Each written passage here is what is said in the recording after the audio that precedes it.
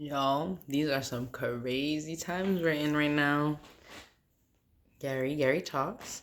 I wanted to share because I've been saying that I was going to share and then not sharing it because I've been trying to figure out how to all put it together, but also just needed some time to synthesize my spiritual awakening. So, my spiritual awakening is when I refer to that, because it's been a series of awakenings, a series of moments of realizations and different things, but like the first time I really like it shifted for me. The time that I cite most in reference to is my college years. So in 2000, I would say from 2013 to 2016 was like a time of like intense upheaval in my life. But even now thinking about it, the first time I really like doubted the reality we lived in and started questioning a lot of things was in 10th grade, which was 2010, after I went to the Student Diversity Leadership Conference, SDLC, which is a conference held annually in a different state every year. Well, I said annually, and they gather students from independent schools to talk about matters of diversity. So ranging like that was when I first learned that diversity wasn't just about color, ethnicity like black or white, or Asian, and Asian being Indian, and also being Taiwanese. So I learned beyond like nationality things, and that I learned about sexuality being part of that, nationality, the difference between gender and sex. Like the first time I started realizing there were social categories wider than, and then that they meant something. Meant something more than what I thought them to be. So that was the first time I ever joined like an affinity group, and learned about what it meant to be like a mixed person because I met other mixed people. Because other times I had met mixed people in my life, I didn't actually know a lot of mixed people growing up.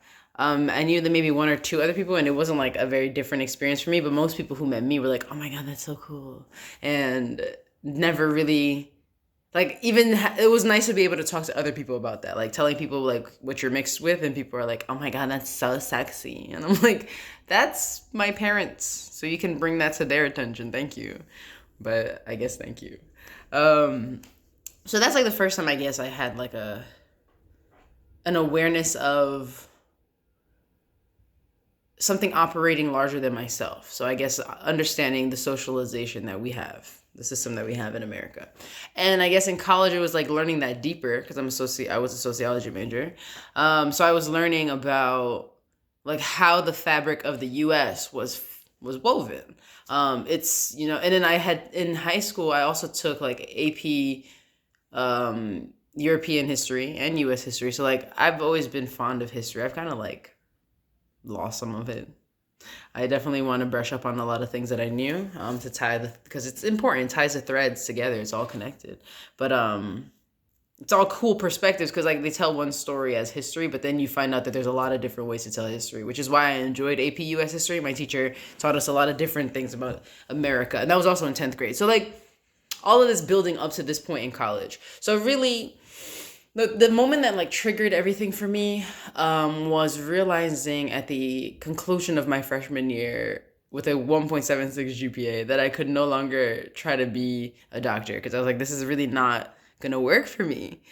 So the after my first semester, I took like all sociology classes and did well, which is why I ended with a 1.76 in my first year because otherwise I would have had a much lower grade, which is not really relevant. But for me as a person growing up, always had really good grades. This was the first time I was like stressed because I had to work hard and I was like, oh my God, what does this even mean? And I was like, but I hate going to these biology classes. I hate being here. Like my body feels, I have no clue what is happening. And then the second semester when I went to sociology classes and understood, like I could participate in the conversation, I was taking like German studies. I took a Nietzsche class. Like it was so much more interesting and feeling like, oh, this is interesting. Yikes. And then in my sophomore year, I decided to try again at the pre-med and did biology and chem at the same time. Somehow got pulled off a D in bio and a C plus maybe. Or a D plus, I think, in bio and a C in chem. And I remember it was the night before my chem final that I had my like first breakdown, first like nervous fucking breakdown, where I was like, I think I would rather die than go take this test. Like, I cannot do this and I don't know what I'm doing here. And I feel like everything in my body is telling me not to do this, but there's something really telling me that the school thing and this like passing this test is really important. But everything in my being is like not wanting to do this. And I remember feeling like I wanted to go run out into the street. But then I was like, if I got hit by a car, that'd be so fucked up for the person who hit me. Like, that's so messed up because I was trying to do a thing. Now you're like really guilty. Imagine you go to jail, your whole family is like affected. All, you know, and I realized I started like, it was the first time I think I thought of something and really thought of how it would affect a lot of other people. And then realizing like then I would never be at peace. Like maybe I would leave here, but knowing that I caused that and being able to see it from a different plane. Like, I don't know, I just had a moment of being like, I could see all of that. And so it was a shift of consciousness. And at the time, I think what happened for me in college was like a lot of realizing things, a lot of awareness building around my past, around like, I was learning a lot about myself, but I didn't know what was happening. So I was kind of like observing myself, but not knowing how to integrate what I was learning and who I was. And so it was a time of just feeling really alone, confused. I felt crazy. I remember one day I had this like realization that time wasn't linear, which I had already known because I had learned about Buddhism. My mom is Buddhist. And so she believes in reincarnation. So if reincarnation is a thing, it's not linear, you know, it's like cyclical. So you come back. But then it's funny because often I realize when we talk about reincarnation, we also think of it in a linear fashion, like you're going to reincarnate in the future. But I was like, you could reincarnate in the past because what is the past really? The past, if you can remember something and go back to it, is it not present are you not present in that memory at that moment? So is it not always existing? Just on a different plane. And so to me, it struck me that like I could be, for instance, I could wake up and be a little girl in China in the 1920s.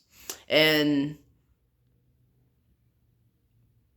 that doesn't make sense with the paradigm of past, present, future. So that's when I was like, okay, so this time thing, the way they're telling it to us can't be true. And I remember trying to explain it to someone and trying to break down things. And I think that's why I've been so hell-bent on trying to find ways to express myself and articulate myself, and why I love words and things like that, because it's been really challenging to try to convey like truths and things that I find to be very normal or natural to other people, or things that I don't find very normal or natural, and trying to convey that to other people too. College was also the time like I really rebuked the idea of family, because I learned about the family being a social unit that was constructed to like, you know, increase work output. Because it is a production unit, you know, you have a father that's a breadwinner. You have a mother who like takes care of the home and is also a producer of the young offspring to then produce more hands in the field. And having 2 kids is better because like back in the day they were nasty. So one might die, have more kids and more than might live. So thinking about that, and then also understanding how the family works to socialize one another to be in particular roles. Because thinking about how like how they would groom, this is like older generations, and also still sometimes how one grooms the daughter to be prepared, like basically preparing her to be married off. It's like, because you're trying to prosper or like procreate, have progeny. So it makes sense that, and it also just makes sense, like, if we're all gonna live in this place together, there are some rules that we got to get straight. And like the family is a really useful way to do that, to hold people into those rules. And I think I felt that because a lot of my family, like I would feel like doing things my family would say, they would more or less pretty much everybody would let me do things, but they would always have something to say or an energy around it. And I think that's the case for everybody. but realizing like I just really don't agree with the things that y'all are doing, the things that y'all are saying, the things that you're not trying to talk about. And like I don't know why our relationship has to be more than what it is simply because of a title like mother, father, aunt, uncle, sister, brother, cousin. Like those are just words. Blood, and you say because we're related by blood, that doesn't mean anything about our like emotional relationship. And I think that's when I also just started really caring about emotions because I was getting caught up in all the emotions. Like I was learning about things in school that were very, very horrifying, and in class nobody was moved. Like, you know, we would read about like genocide or read about how people, sterilizing black women. You know, that's where birth control came from. All these ideas, like these really fucked up things. And everyone's in class like having an intellectual conversation around it. And I'm like, okay, it's important to be able to have a conversation about this. And also, can we like pause to be like, whoa, another human did what to another human?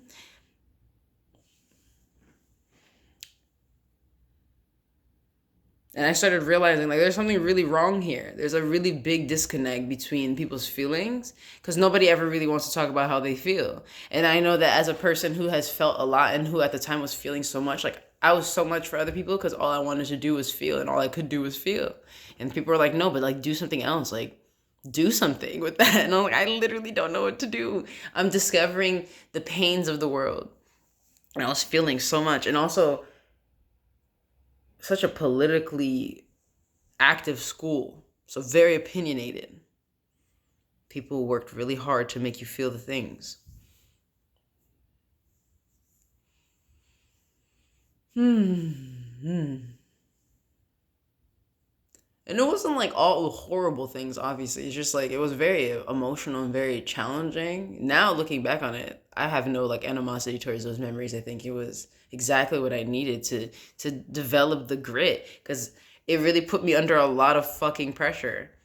A lot of pressure that I realized I was putting on myself, but also like just because I was learning a lot of things and you need that. Like a really good show that I love is Westworld, and one thing that I don't want to give people spoilers, but one thing that is said is that I'll reference it lightly. Suffering is key to the development of consciousness. You need to remember, and something that I constantly talk about or like explore, and I think is such an interesting thing is pain. Like, what is pain? One of my cousins, she does a lot of like channeling work, and we have fun, you know, just asking questions and getting answers. And so once we were talking and she asked, what is pain? We were asking some questions, getting some answers, and then she asked, what is pain? And she's like, okay, all I got was a little creepy smile. And I was like, right, because everything is just an experience, right? So pleasure is just an experience that is like you're giving it a meaning. So because you're feeling a stimulus and then you're giving it the meaning of pleasure. For instance, like tickling a baby, if you tickle a baby, they don't laugh in the beginning. They kind of just look at you or they like push you away. But then when you like coochie coo and you're trying to like get them to laugh, they eventually learn that, okay, when somebody wiggles their fingers in my sides, I'm supposed to laugh about it. But that's a socialization thing. That's not like actually how it goes. It doesn't have to be like that. And so I think it's really interesting when pain comes up because like pain is a really expansive experience, but often it causes us to contract because of the sensations around it. Fear, anxiety. Because I think about people who are able to like Wim Hof, for instance, who can meditate, the Iceman, who can meditate in like very, very cold temperatures. That's very painful if you're thinking about it. And for instance, holding your breath is the heart of his method in learning to like expand your breath and your lung capacity. Like that is painful. But in the pain, he's going through a whole different thing. His consciousness is doing so many different things. And I think about people who are in prison and the pain of not being able to leave. And then their minds are freed. So it's interesting. So I credit my spiritual awakening to like why I'm such a questioning person. I've always been questioning my whole life. Why was like my favorite question as a little kid. I'm sure you can imagine. But it definitely called me to just asking more questions and being open to the answer, and being open to the answer being something that I never thought it would have been. Because, like, the fact that people are like, yeah, slavery and then X, Y, and Z, boom, boom, boom, this is why it happened, it makes sense. And everyone's like, that kind of makes sense. And I'm like, that's crazy how they break it down for something to make sense like that. Because you can break down anything to make it make sense. However, depending on how you're doing it. So, anyway, rambly video, first attempt at telling the story. Yeah, there's other things. I'm thinking like relationship stuff came up in that time. Feeling alone. The first time I was like, I'm with other people, but I feel so alone. Really like being like, wait, is this a real thing? Like, are we in a real world right now? Could it really be that we're in a simulation? Like, and genuinely, because I think people say that, like, they watch The Matrix or they see things and they're like, ah, ha, ha, maybe. Or like, that's cool, that's a parallel reality. And I'm like, but what if, like, that's this reality? And like, I just started, this was before I watched Rick and Morty, but I was like, there has to be like other places. There has to be other things, because this can't be the only way that this world exists. Because I can see it in a lot of different ways, and it's not like this. So where are those things coming from? Where are those images coming from?